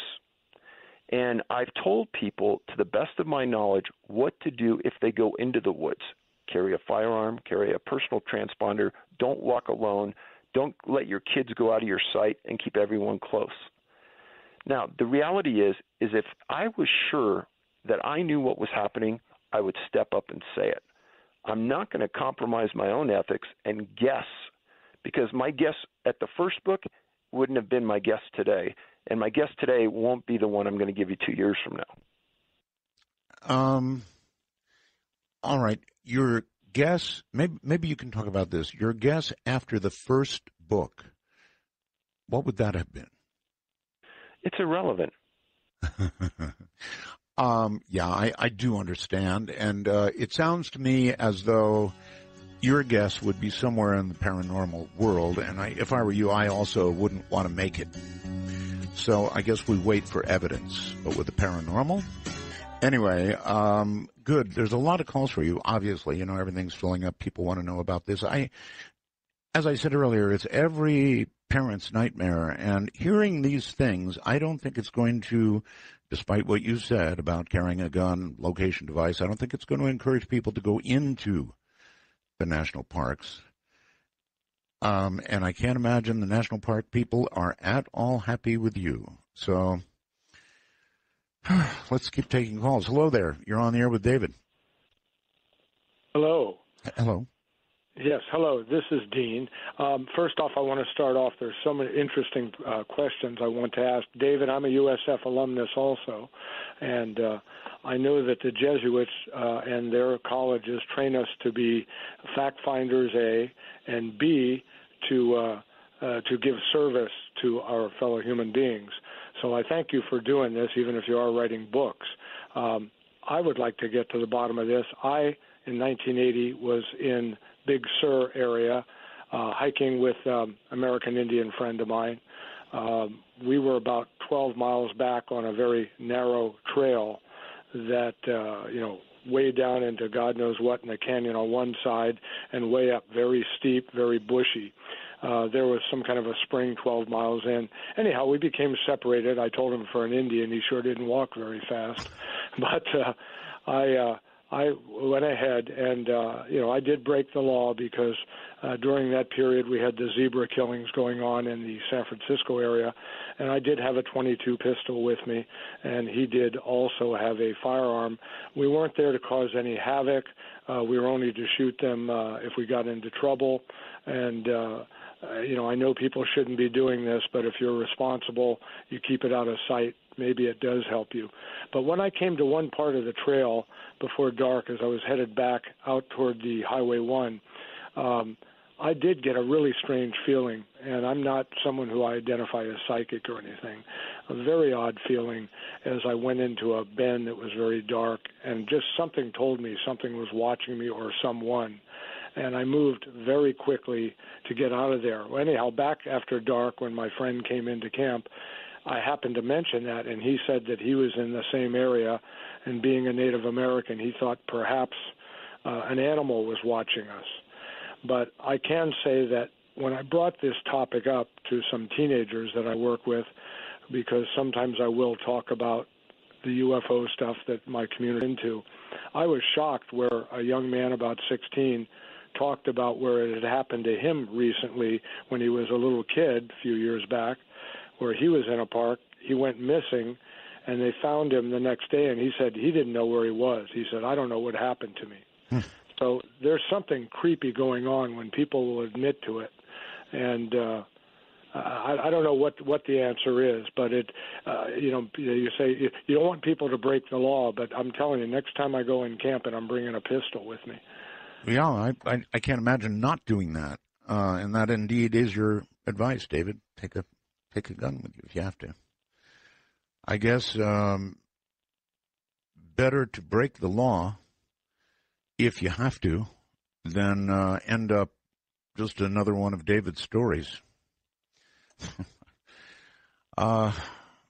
So let's go to Bryson on Skype. Bryson, hello. Hello, Bryson. Hi, Art. Yes, hello. Yes, sir. Can you hear me? I do. Okay, I was going to say that right when Derek Lou King and Michael Cochini disappeared, I was actually hiking up to Elkmont. And then there was a third person who disappeared at that time. And it was real weird. We'd hiked to Elkmont, my friend Chelsea and me, and then we hiked on up to higher up in the mountains. And one of the restaurant employees was interviewing someone, and I thought we were eavesdropping on an interview for a job, because they asked, well, do you have any medical conditions that would hinder and this and that? And it turns out a third person disappeared during that weird time. And I know that it's in the Smoky Mountains National Park. That Lou King guy was never found, and Michael Cochini, they just recently think that they have found his remains, maybe. So there you go, another one. At least they found remains. In that case, I guess they won't know until DNA tests are done. But in so many of the cases that David describes, there's not even traces left to pull DNA from. It's just a vanishing. These people are gone. And I wish I could reach and think of something to say here that would be logical, but there can be no logical answers to the facts that you've laid down, David. Let me try a different approach with you. Since you're unwilling to venture forth an opinion or a guess on your own, and I don't blame you for that, do you have anybody who's responded to all these books you've written who you consider may have at least a pretty good idea of what may be going on? No. No. No. All right. I mean, I've heard. You gotta know, Art, that I've heard them all. Everything you can think of, I've heard it. And when you start to get down into the minutia of it, none of it. There's one factor in all of it that doesn't make sense, depending on the suspect that they pick. Uh-huh. And I'm not trying to be evasive, but it's just a lot of people think that there could be multiple things going on. I mean, the talk about spokes in the wheel. Tonight we're just talking about those rural disappearances. Well, most recently, in the last 15 months, I've committed my time to looking at urban disappearances, namely college-age men and some women that have disappeared in a university setting and were found dead in a river, pond, creek, something like that. And what's been unusual about that is that the profile points that I've identified with you tonight, almost all of them that could transfer to that setting did. Many times the coroners can't find a cause of death, or they'll say it's hypothermia, or they'll say maybe it's drowning. There's many, many instances that I've documented where the coroners say the person disappeared January 1st. They found him March 1st. They've been gone for 60 days, right, but they haven't been in the water for 60 days. We can only confirm that they've been in the water based on the physical attributes the body shows. They've only been in the water for 5 days. Right. Oh, they can, the coroner can usually tell them pretty much exactly how long they've been in the water. There are pretty good telltale signs. But you're saying in a lot of cases they're gone for months, and then they end up being a floater. Correct. All right. Hi, you're on the air with David. Hello? Yes, sir. Go ahead. Yes, sir. Sir, my name is Justin. I am a sheriff's deputy detective with local sheriff's office in Florida. Okay. And I specialize in agricultural rural crimes, and I represent an organization that is made up of agricultural detectives all over the state of Florida. We get together and we meet and do training once a month, and once a year we do a big seminar. And I've been trying to get hold of Mr. Paulides, and I'd like to know if he'd be willing to come in and teach our guys about this. I mean, these are the kind of guys that if a missing child or missing person happens, we're on scene. And we're involved. They'll bring us in from other counties. We'll bring in the four-wheelers, the swamp buggies, the airboats. And we're also the kind of guys that we can take a case that started out as a missing person, and if we notice all the signs that there's something up, this is more serious, we can decide, hey, this is now a crime scene. Don't touch the body. Bring in the technicians. We're going to turn this into a crime scene now. Mm-hmm. All right. And all right. That's quite enough. Let's stop there for a moment. David, do you do that sort of thing? Are you called in to talk to law enforcement about the kind of cases that you've been covering? Well, in the past, I made a presentation in front of the largest search and rescue organization in the world, NASA, and I spoke exactly about the things we're talking about tonight. If people want to get a hold of me, you can go to my website, CanAm, like Canadian American, CanAm, missing.com, and there's a contact link there, and you could get a hold of me through that. Okay. All right, caller, give that a try. I had sent several emails through that and never got a response. Well, persistence pays. I'm sure he gets a lot of email. In fact, how do you handle all that, David?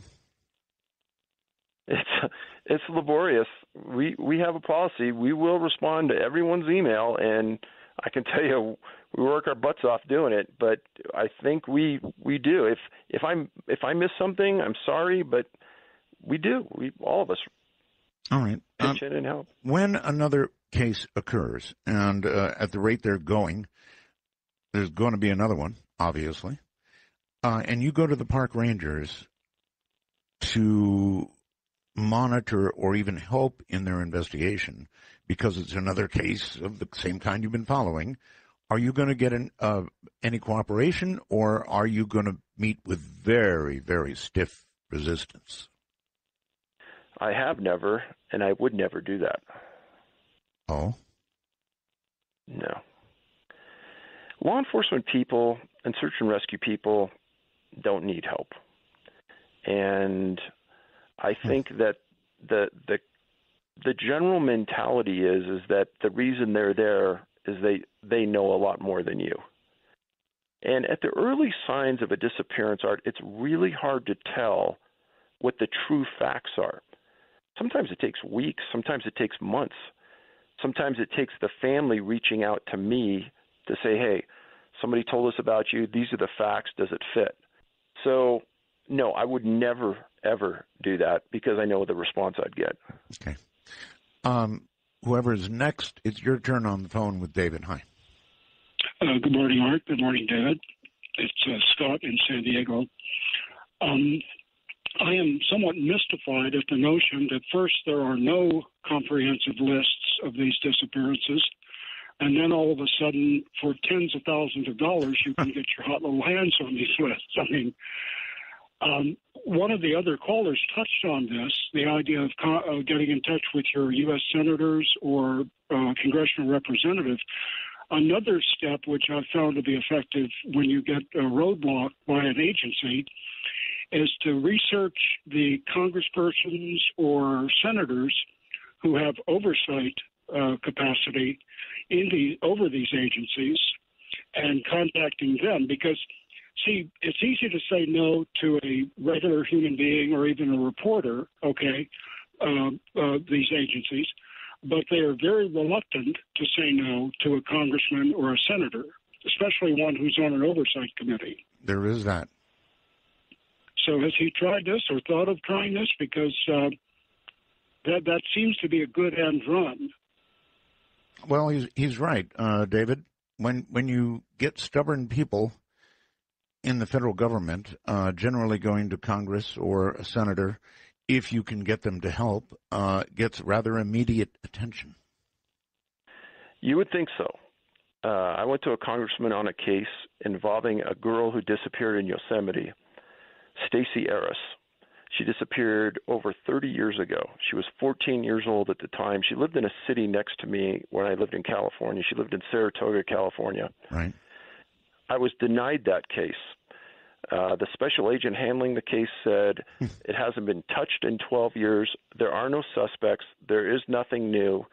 But I'll quote him, "You will never see this case." I said, "Why?" Yeah, why? He said, you will never see it." So I filed an FOIA. I was denied. I appealed it. I was denied. I spent a week doing a formal presentation and documentation to my congressman. I was denied. And the congressman came back and said, don't touch it. You'll never get it. We approached the Park Service about it, and they told us we'll never see it. I said, they told you the same thing? Yep. And nobody ever expanded on, don't touch it, you won't see it, you'll never see it. That was it? That was it. I know 3 other people out there that have read the books and thought, well, I could get that. And they all write to me later on and go, wow, you're right. They won't give me anything. That is just so weird. So again, it leads me back into for some people, the unthinkable. Why would they tell you, you'll never see it, don't touch it, you'll never get close to it, we're not going to let you have anything?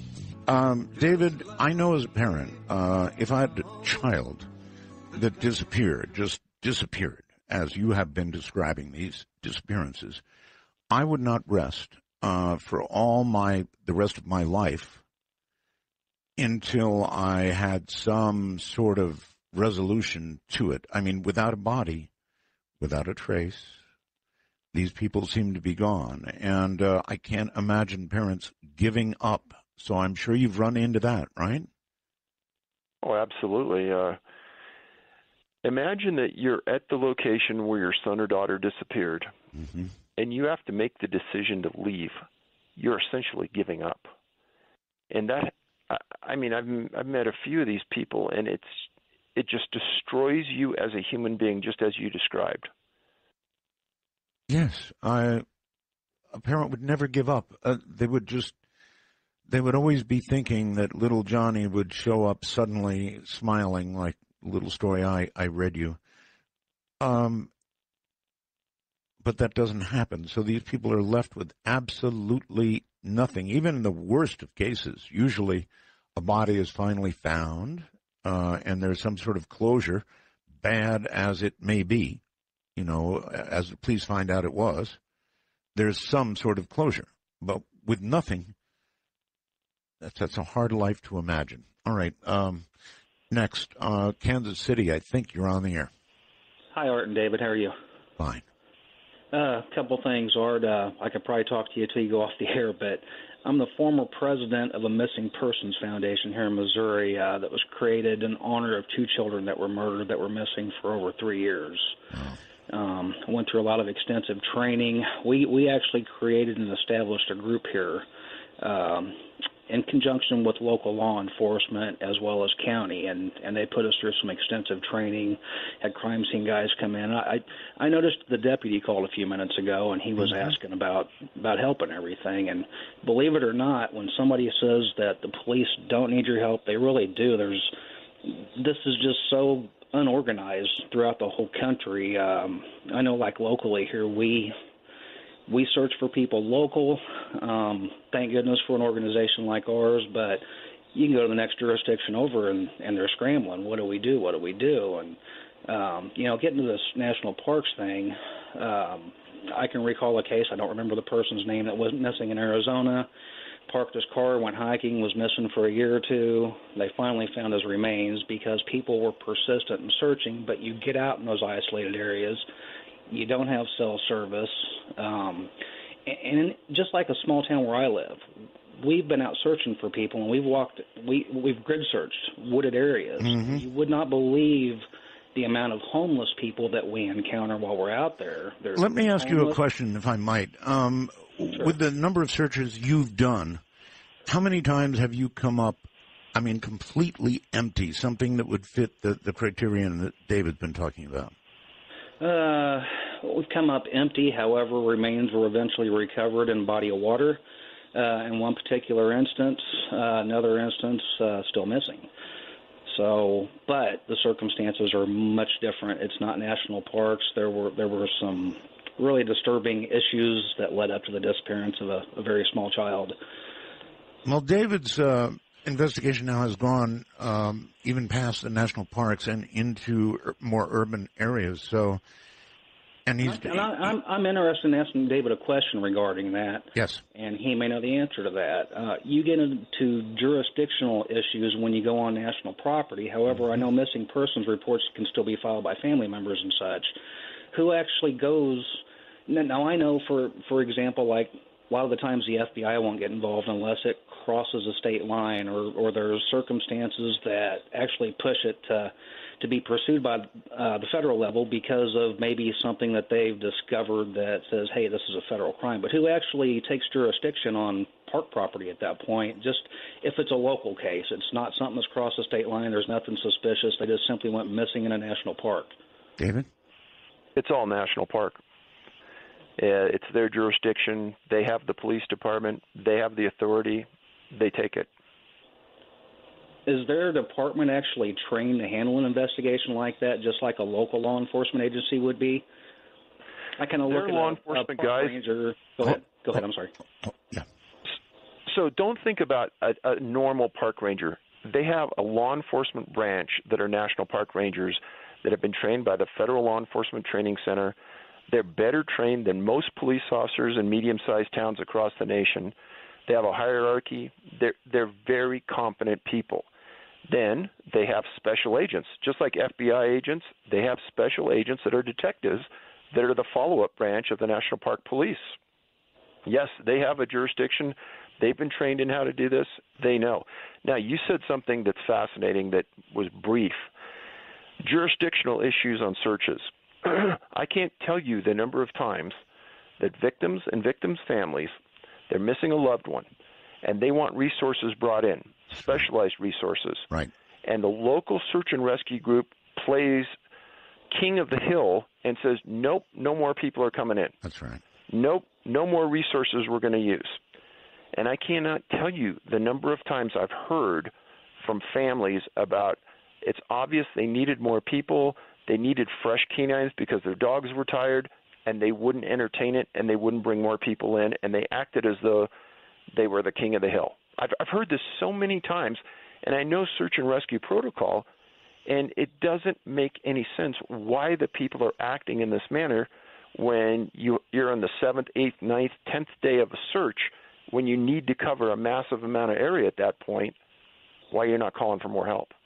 And I sometimes wonder if there may be circumstances, like I know here locally we run across a couple of those, but it was foul play. It was crime foul play. So they didn't want anybody else coming in because they thought there was going to be a crime scene for sure. There was a very strong possibility of foul play, and they did not want anybody else involved. Well, in the incidents I know about, there was never any inclination of foul play. It was a straight missing persons, and they weren't finding any evidence of where they were at, and they kept moving the perimeter and the grids out further and further and further. Right. Very interesting. Yeah, it sure is. Thank you very much. Yeah, jurisdiction is always kind of a weird thing. I I worked with police for several years as a 911 dispatcher, and it's I guess it's just part of being human, right? People claim their own territory. They want to hold on to their own territory. They don't want additional people in. In the case where you mentioned, for example, the Green Berets that came in, I imagine somebody in the family, connected to the family, or somebody had some connections high up in the military and just had it done. So those kind of things can occur. And I imagine if that occurs, nobody questions jurisdiction. Well, I know of 2 cases in the U.S. where the Green Berets were called. Really? And I only know the Martin family, and I know the Martins didn't know anybody in the Green Berets. And the number of times I've been on the radio like this, every time after something like this, somebody will contact me anonymously Right. and say, hey, I'm a special forces person. I'm going to tell you flatly that the Green Berets will go nowhere in the United States to search for anybody. That's not what we do. That's not what we'll train to do, and that never happened. Now, we may have been there, but we weren't searching for somebody that was missing. I've had these emails like probably 10 times in the last 5 years. Well, maybe on paper, somebody had to put down that they were there for a different reason, if you follow me. In other words, in some higher military hierarchy, another reason was officially put on paper because, well, they don't search for people. But, in fact, that's what they were doing. David, hold on.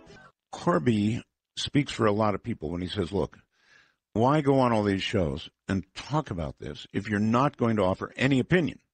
Granted, he doesn't want to affect his credibility, but then why go on and just let your books speak for themselves? I get it is very frustrating, is what he says, and it is frustrating, and yet I understand why you will not reach out with an opinion based on facts that seem impossible. So what would you say the goal of your continued writing about this is, David? So if there's no hard evidence to say what's happening, then you're guessing. Do you see any scientists out there in the academic world guessing about a hypothesis? I don't think so. No. And in your world, in this world of cryptozoology, paranormal, I think people are so used to people making outrageous claims that it's abnormal for somebody to come along and say, well, wait a minute. I want to wait and see where this goes. I want to accumulate actual evidence, whether it's circumstantial or not, and before I stick my credibility and integrity on the line. To me, it's amusing that people are demanding, or they say that they want to have an answer because I don't have a good answer. Actually, they do understand. They understand what would happen if you said what they imagine you might say. And you're so right. That is exact. You would be dismissed immediately by a large portion of the law enforcement community, scientific community. A lot of people would just go, aha, and nobody would ever pay any attention to you anymore. It would happen. I know. I don't disagree with that. And I don't disagree with the man who writes and says it is frustrating to be presented with the impossible and not to be able to venture even an opinion virtually. I get the problem. Let's go to the phone. Hello there. You're on the air. Hi, Art. Hi. Most people who listen to shows like yours know the government keeps lots of secrets, like secrets about aliens, secrets about my labs, secret space program. You don't have to just be a listener to shows like mine. Lately, I think if you did a survey on who believes the government tells us the truth, it'd be down in the single digits. But the fact that they lie to the families indicates to me that they probably know who is responsible. Well, that's actually a pretty good question. David, do you think that it indicates that they do have knowledge about what it is, or is it just a complete lack of knowledge, and so, like you, they're not willing to touch it? I think that the people that are your contact points at the park, the superintendent, the chief ranger, I really don't think they know. But I do think that they're walking to the orders of somebody higher up. And Mr. Martin told me, he said, you know, Dave, I think the superintendent's just a pawn. Somebody else has him doing everything they want him to do. I just don't know who's giving him his orders. What do you think of that, ma'am? Well, I think all these things are going to be revealed because if you notice, there's more and more truth coming out all the time, and I think it's going to come out very soon. Well, I hope you're right. I really do. Let's go to Skype and Trey in Atlanta. Hello. Hey, Art. How you doing? Fine. I have two quick things, then response. I'll take off the air. Sure. First of all, these seem sort of similar to like the ancient fairy and Wendigo stories. And second of all, as a boy, I remember going into the woods. I'm in the South. And I remember there were certain places that just didn't feel right, and things happened there as you grew up. Right. Murders, whatnot. Sure. And even going on to my own son in Boy Scouts, when I would take him hiking or camping, whatever, there was very few places, but some places you just felt as a parent that weren't right, that you didn't belong there. There was something there watching back. I get it. Yeah. Exactly. And thank you both. I'll take it off the air. All right. I don't know that there was a question there to answer, but there certainly are places that don't feel right. As a parent, you know about them when you come up against them. On the phone, you're on the air with David. Hi. Hi, Art. This is Ray at Citrus Heights. I have two questions, and I'll take the answers off the air. All right. Number one, I want an approximation of the ratio of male to female abductions from the National Parks and Forests. And number two, I know why he won't answer as to a hypothesis, but what I would like to know is why he thinks the feds are being so secretive about these incidents, and I'll take my answers off the air. Thank you. Okay, so the ratio of male to females? Probably 80-20. More males? Yeah. Wow, really? All right, his second question, I think we just sort of answered that a moment ago, or the best we could. If they don't have an answer, then I guess they're just going to say, leave it alone. I want to come back to your current investigation, which is moving into urban areas. And again, you said it's mostly young men, and then many times they end up later just floating in the water. Whereas most violent crimes are actually committed by men, young men, and generally against women. So this kind of runs against the grain, doesn't it? It does. There's a series of disappearances and deaths in Manchester, England, and the men disappeared, and they were found in the canals of the city. And you could Google Manchester canal deaths and see. And the community, it's still happening right now. Mm-hmm. And the community is up in arms because there's a lot that have disappeared since 2009 and been found in the canals under the same exact conditions that I write about in this last book. Namely, many times they can't determine the cause of death. In every instance, there's no witness to what happened. It doesn't make a lot of sense because a lot of those canals, you can stand up in them. They call them the pusher. Some people think that the people were just pushed in, but you got to apply logic to that. So what? You're pushed in the water. Just because you hit the water doesn't mean you're dead. No. And but the circumstances and the clustering effect in Manchester, again, match that clustering effect around the Great Lakes, Boston, New York, etc. All right. On the phone, you're on the air with David. Hi. Hello? Okay, I can't hear you. We'll go to the next one. Hi. Hey, Art, it's Tom from Florida. Hi, Tom.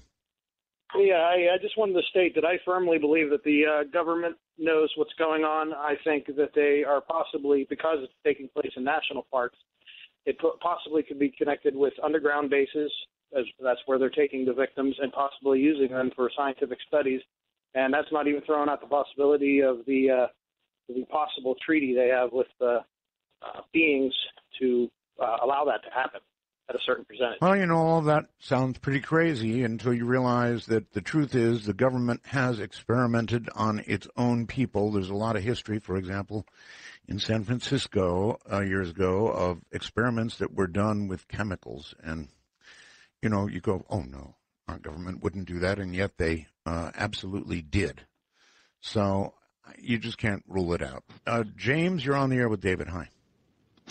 Hi, Art. Hi, Dave. It's a pleasure to speak with both of you. Art, I had emailed you a couple weeks ago about some mysterious staircases. You're the one. I emailed you a couple weeks ago about... Yes. I already brought this up earlier to David. So go ahead. Yeah, sorry, I must have missed that part. Dave, I had a question regarding the individuals that appeared to be drugged or in a lucid state. I was wondering if you were familiar with the drug scopolamine. I used to take it. Scopolamine, really? Yeah. Because as far as I'm familiar with, from what I've been hearing is that that's the particular drug that's been used in South America and Colombia to drug people in order to kind of put them in a zombified state. Some people call it devil's breath. Well, scopolamine is something that was used to avoid seasickness in years past. I just remember that. It was a little patch that you put behind your ear. But right now, there's something called GHB. It's a date rape drug. Right. It makes you completely immovable. You know what's happening. And that was found in high levels in many of the cases of these people that drowned. So you put somebody in water, they're alive, they're breathing, they can't fight, they can't swim. It appears they drowned. But unless the coroner's testing for GHB, it's just going to go by as a drowning and the kid's dead. And would that be normally tested for after autopsy? In other words, would they do a tox screen that would include the that? Screen, yeah. 99% of the time, GHB is not included. Wow.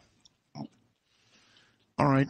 Caller, thank you very much. And I appreciate the quality, by the way, of all the callers. It really has been astoundingly good. Let's, I guess, go to another phone call. Hi, you're on the air with David. Yes, hello, Art and David. I just want a real quick comment, Art. You and Richard C's show is the best 5 hours of any type of programming out there. Thank you. And you're welcome, sir. And I was just a couple quick questions. With David, this is Ryan in the Sonoran Desert, by the way, Buckeye, Arizona. Has David looked into or had anybody come forward from Native American reservations or areas where people got missing around certain sites? And because there's a lot of information out there and books written about wormholes and portals, and some of these locations are very sacred, like the Grand Canyon for the Hopi. The second question, real quick, is remote viewers. Have any come forward to help you out, either privately, or have you reached out to them, and have you got any results back? And I take you just at the air. Thank you, Art. All right. Well, the first one is off into the paranormal area. I doubt you're going to get your answer. The second is kind of fringe paranormal, but you might get some sort of answer. Remote viewing does seem to be real. And it does seem some people have this talent, and it really would be interesting to ask some of them to profile some of these really, really puzzling cases and see what they come up with. So I guess that's a little like asking a cop if he wants to call in a psychic. But it is an interesting idea, David. Absolutely. I'm one of these guys that has an open mind on that stuff, and I have an open mind on all these elements that could be related to what's happening here. And I'm not one to discount a psychic. I'm not one to discount remote viewing. I think it's all plausible. Well, it is, and they might come up with something that might lead us somewhere, because, boy, you know, the person who wrote the thing about getting frustrated, they really are right. I mean, you have described accurately all of these incredible cases that have absolutely no answer, or if they do have an answer, it's one that leads us down a path that, well, you can't talk about, really. Frustrating. Hello there. You're on the air with David. Hello, Art. Yes, hello. Hello. Yes, Art and David. Great show tonight. I just wanted to bring up a case that David may be familiar with. It was an interesting case that happened in the 1980s in the White Mountains of New Hampshire, in the Jackson area. It was actually a group of autistic children that were hiking with a couple of instructors on a mountain called Black Mountain. And coming down, one of the youngsters, I think he was between 8 or 10 years old, got separated from the group. They never found the kid as they got off the mountain, they never found the kid. They sent up over 250 people. This is not a very big mountain. This Black Mountain is only about 3,200 feet. They didn't find the child. A couple of interesting asides about this. They didn't find the child that night. I think it was possibly another night also that he stayed on the mountain. Interestingly, even though they had all of these people that were professionals as far as search and rescue, there was a fireman down in Marshfield, Massachusetts, that ended up finding the boy. He was watching a television show. This is about 250 miles away. He had never done anything like this before. In the news show talked about the child. All of a sudden, he had an epiphany that he was going to be able to find the child. He drives up to Black Mountain in New Hampshire, climbs the mountain, and lo and behold, he finds the child. Now, a couple of interesting facts about this was later on, you find out that the child who was autistic later began to be able to communicate better after this incident. Mm-hmm. Well, so they asked the child, how did you survive? Because the temperature had plummeted way below 30 degrees, and they were very worried that the child might not survive the night. And he said that he had gotten to a part of the mountain where he was surrounded by this white light, and that the white light kept him warm, and he was fine. And the interesting thing, again, is after this incident, he ended up actually becoming more cognizant, more communicative. And another interesting light about this was that the fireman from Marshfield, it turns out that he was a big hero after this, and he was in the newspapers, etc. And he ends up coming out and admitting that he was an arsonist that they had been looking for in the southern part of Massachusetts, and he had come out because he had felt this message from God that he was going to be able to find his child, and his whole life turned around. And I don't know if you ever heard of the case at all. No, I haven't, but it's quite remarkable. And I wonder if any of the other cases in which, well, were there many cases in which an autistic child was apparently taken or missing and then located, David? There were a few, yeah. Did any of them exhibit the kind of, I don't know, recovery that man talked about? I've never heard of that before. It's fascinating. The whole thing, David, is fascinating. Your new book is Missing 411, A Sobering Coincidence. Is that right? Correct. When is that going to be available? It's available today. Available? On our website. All right. All right. Well, it has been an absolute pleasure having you on and puzzling us all. Thank you, David. My pleasure, Art. Thank you. We'll do it again one day. David Paulides. And, it is frustrating. Really frustrating to hear of these impossible disappearances. Just impossible. Without a trace, it might as well have been called. These people are gone. You have to wonder if you have to force documents out of the government's hands to find out how many, then how many are there really? Good night from the desert.